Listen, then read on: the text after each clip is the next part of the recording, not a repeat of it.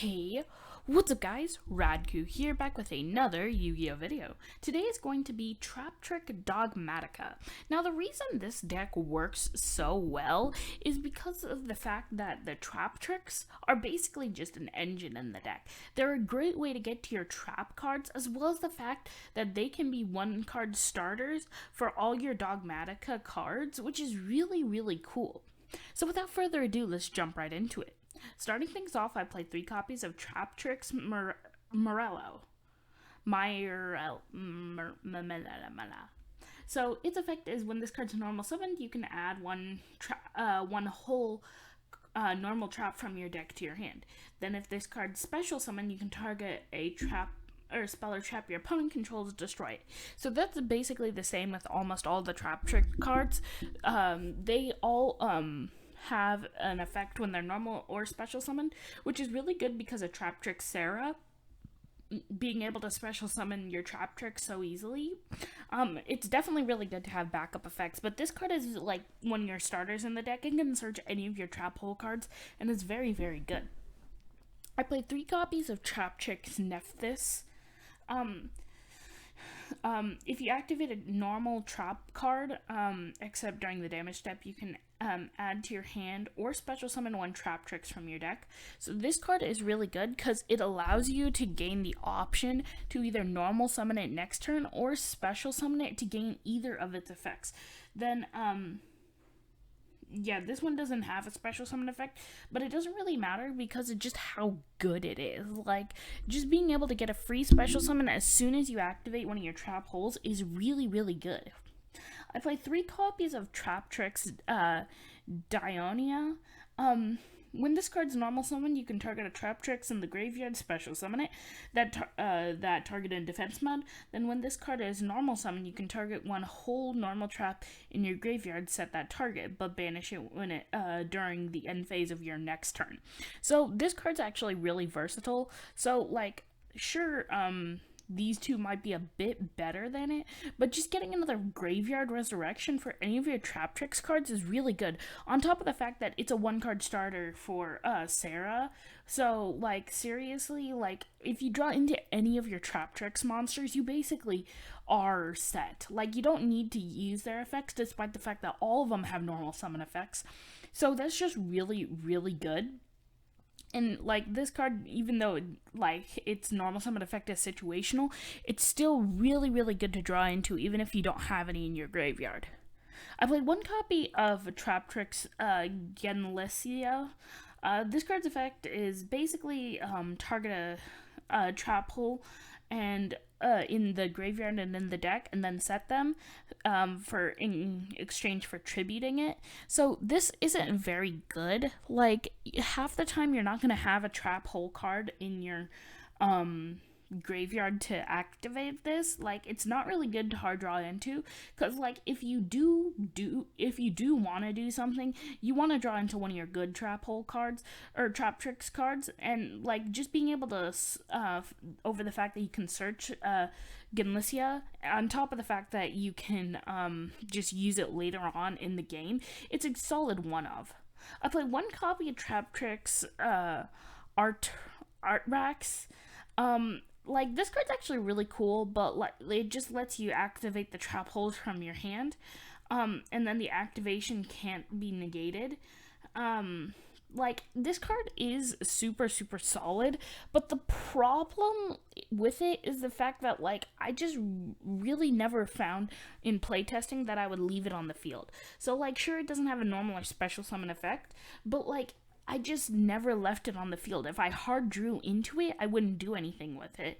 Or like, if I had one of my my Traptrix monsters, I would find a way to use them to get this on the field. Like, I really just never really summoned it during, or like left it on the field so I can abuse that effect. So like, if you wanted to bump it up to 2, it would be a solid card, but I just really like it at 1.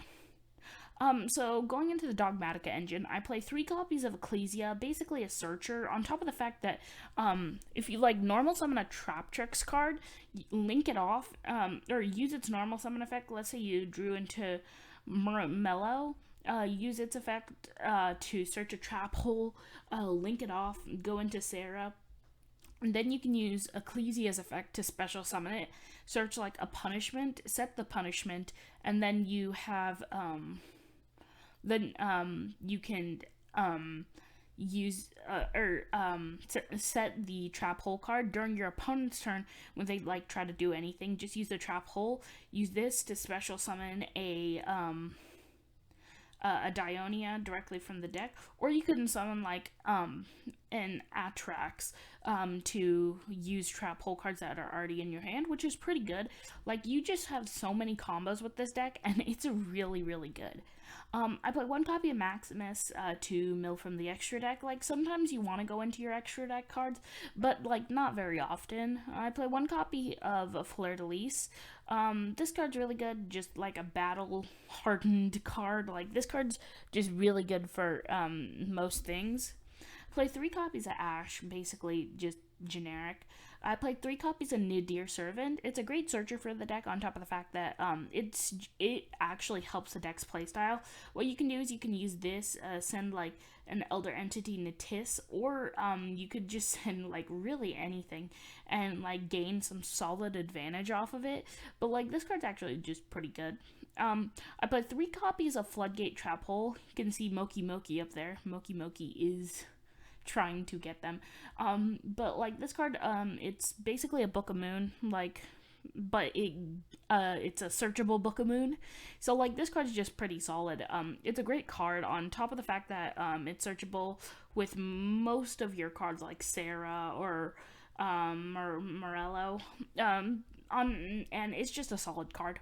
I played 3 copies of Time Space Trap Hole. This card, if a card is summoned from the hand or extra deck, shuffle that card into the deck, then you lose 1,000 life points for each card returned.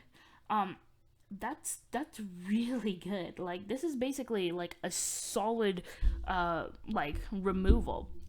And it's just a really good card. Like, I'm surprised how cheap it is. Like, it's cheaper than Floodgate. And I'd say this is better than Floodgate. Like, it's really good.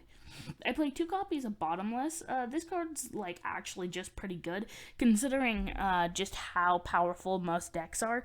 Just being able to get some generic removal is pretty good. I played 2 copies of Gravedigger. Sometimes people will play 3 copies of this, but I think it's good at 2.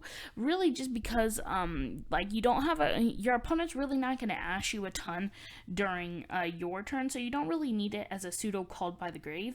But, like, I just kind of like it as a 2 of, because you can just slowly chip away at your opponent. This is basically like the DD Crow of a deck. Like, it's okay, but, like, I don't think it's fast enough to be good as more than 2. I played 2 copies of Network Trap Hole. When your opponent special summons a monster from the main or graveyard, banish it face down. That's just really solid. I was thinking about bumping this up to 3 and like cutting an imperm, but like, this card's just kind of this card's really solid, but like, it's searchable, so like, I just didn't think it was necessary. I played 3 copies of Punishment. On top of all the removal we have in the deck, just having Punishment is super good. Some quick effect destruction, on top of the fact that it sends cards to the graveyard, so you can send Natis, get double pops, which is really good. And then I play 3 copies of Imperm, just as another generic hand trap, and it's actually really good this format, so yeah. So going into the extra deck, I played 3 copies of Traptrix Sarah. This card is so good. Like, it is really, really solid. So, like, its effect is basically, when a trap hole, like, it doesn't say trap hole, but when a normal trap is activated, special summon a Traptrix from your deck, which is great because that means you can use it in conjunction with your, Dogmatika punishment. And then when a Traptrix card activates, you can set one normal whole card directly from your deck, which is so good. Like, seriously, this card is the best card in the deck. Sure, it's a bit pricey, but like, it's worth it because of just how good this is. I play 1 copy Almirage, kind of just if you don't have much. Like, let's say you draw into an Ash Blossom and you draw into an Ecclesia, like, you could just summon the Ash and then go into Ecclesia or go into Almirage.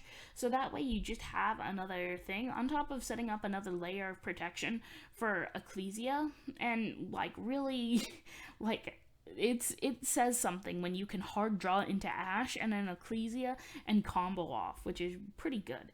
I played 2 copies of Traptrix Alamaris and 1 copy of Traptrix Reflessa. So this card's actually pretty good. Like you can detach 2 from the card, special summon a plant, insect or plant from the graveyard. Then if your opponent monster leaves the field because of a card effect and is now in the graveyard or banish, you can detach 2 Xyz material from this card, target one of them, and summon it. This is a pretty solid card. A lot of the times I just won't go into it because I'll use like a Maximus effect pretty early on, which I mean I did mess up a few times by doing that, but like they're pretty solid cards. And then this card is like just not as good. Like it just sets up some protection, and then once per turn you can detach an Xyz material from this card, send 1 normal trap that meets its activation conditions from the deck, then this card's effect becomes that one.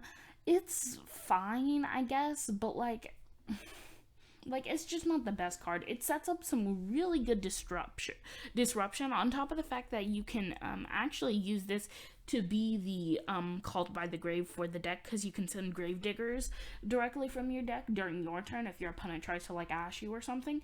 But like, yeah, I didn't think it was good enough to earn its own spot, but like you could technically put more in it. Like I would cut a Wind Pegasus for for another copy of this. Like it's a pretty solid card. Then I play 3 copies of Ash Dragon, just because it's a generic card. This card's actually like really good, especially because like I would use it a ton in my plays. Like really, I just really like this card. It gives you a free special summon from the deck, and I don't know what could be considered better. I played 2 copies of Natis. This is basically just a free pop. You're gonna most likely send it off of Dogmatika Punishment, but then you get a double pop off of it, and getting 2 pops for barely, or for like literally no cost is amazing. I play 1 copy of Wind Pegasus. This card has some decent disruption or removal, but like it's just kind of meh.